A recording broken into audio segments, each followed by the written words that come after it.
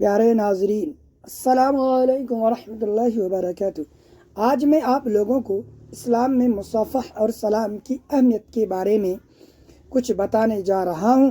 دعا کریں اللہ تبارک و تعالی ہم لوگوں کو ان باتوں پر عمل کرنے کی توفیق عطا فرمائے، آمین۔ ناظرین، چلیے ویڈیو کو شروع کرتے ہیں۔ معاشرے میں روزانہ بہت سارے لوگوں سے آپس میں بات چیت اور ملاقات ہوتی ہے۔ کبھی کوئی ہمارے گھر آتا ہے اور کبھی ہم کسی کے گھر جاتے ہیں، اور کبھی راستے میں آمنا سامنا ہوتا ہے۔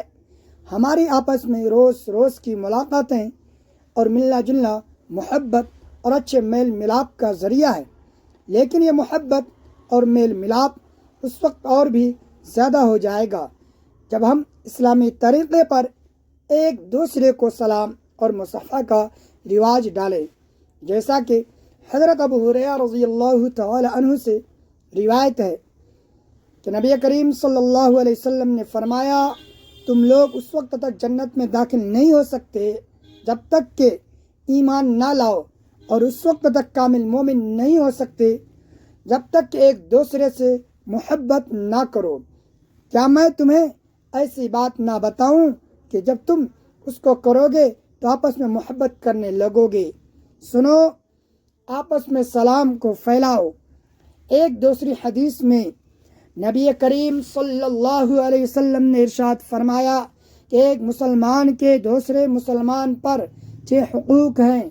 نمبر 1، کوئی بیمار پڑ جائے تو اس کی عیادت کرنا۔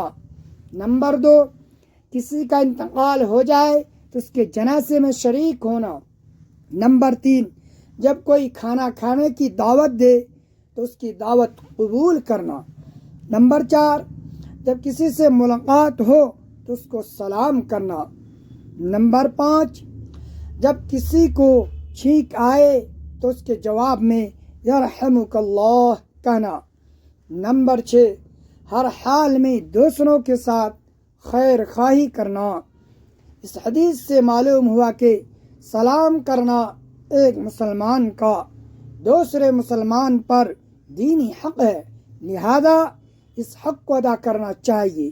محترم ناظرین، سلام کرنے کے لیے ضروری نہیں کہ ہم کسی مسلمان بھائی کو پہچانتے ہوں، بلکہ ہر مسلمان بھائی کو سلام کرنا چاہیے، ہم اس کو پہچانتے ہوں یا نہ پہچانتے ہوں، کیونکہ حضور صلی اللہ علیہ وسلم نے فرمایا، تم سلام کرو ہر اس مسلمان بھائی کو جس کو تم پہچانتے ہو یا نہ پہچانتے ہو۔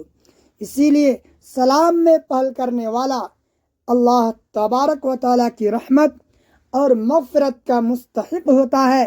سلام میں پہل کرنا غرور اور گھمنڈ سے پاک و صاف ہونے کی نشانی ہے۔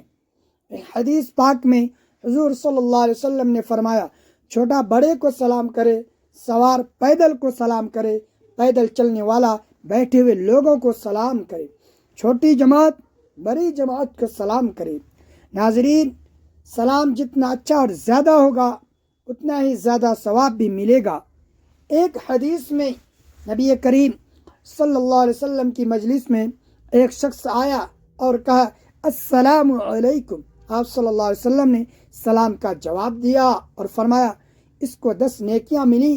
پھر دوسرا شخص آیا اور اس نے کہا، السلام علیکم ورحمۃ اللہ۔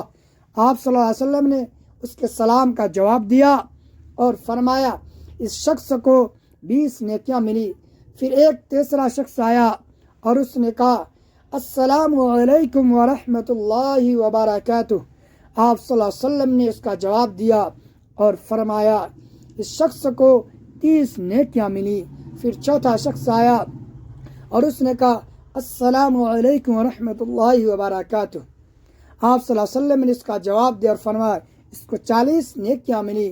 اس حدیث سے معلوم ہوا کہ اگر ہم سلام اچھے طریقے سے کریں تو زیادہ سے زیادہ ثواب ملتا ہے، لیکن ورحمۃ اللہ کے بعد مزید دوسرے الفاظ بڑھانا صحیح نہیں۔